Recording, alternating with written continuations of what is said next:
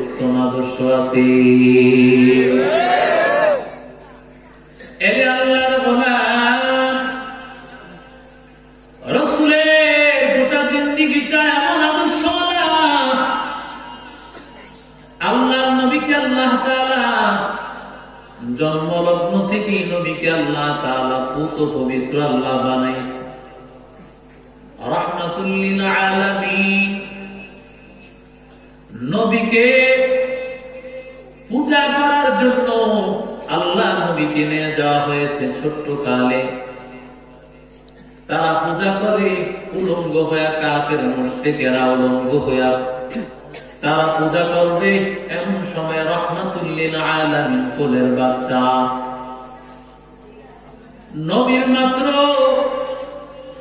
এই তার লুঙ্গি মুবারক খোলার জন্য হাত দেয়, সাথে সাথে পয়গম্বর বেহুশ হয়ে গেছে। হালিমাতুস সাদিয়া রাদিয়াল্লাহু তাআলা আনহা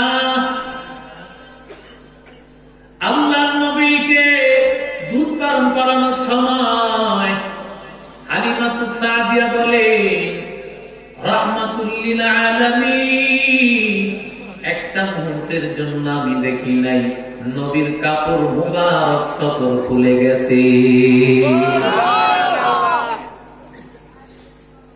রাহমাতুল লিল আলামিনের সামনে বসা সাহাবী, ওর মধ্যে কাপড় নাই, রানের মধ্যে কাপড় নাই। নবী বলেন, ও সাহাবী, উরুটাকে তুমি ঢেকে নাও। সাহাবী সাথে সাথে উরু থেকে কাপড়টা সাথে সাথে ঢেকে ফেলেছেন। আল্লাহর নবী ডাক দিয়ে কয়, সাহাবী, তুমি কখনো তোমার এই রামটা কাউকে দেখাও না।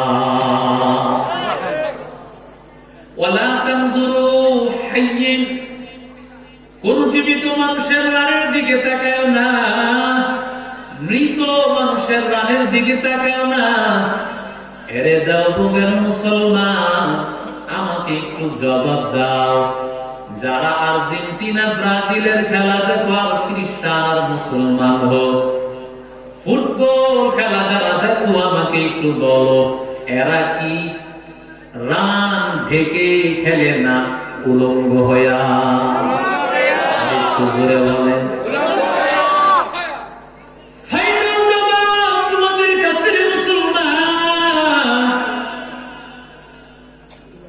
আল্লাহ নবী ডাক দিয়া বলেন, মুসাহাবী, তোমার কাপড়টাকে তুমি কাউকে দেখাইবা না, রানটা দেখাইবা না।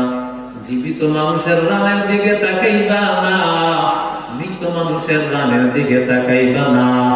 রানের দিকে তাকানো দেখানো উভয়টা হালাল না হারাম?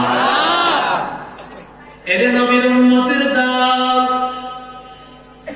রাসূলের আদর্শনা উম্মত যদি হও, তাহলে তুমি ফুটবল খেলা দেখতে পারো না।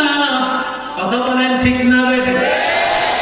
কারণ ফুটবল খেলা যারা দেখবে, রাসূলের সুন্নাত তরক করিয়া, হারাম কাজ করিয়া যেই খেলা খেলবে, মুসলমান হইয়া দেখা যায় হবে না।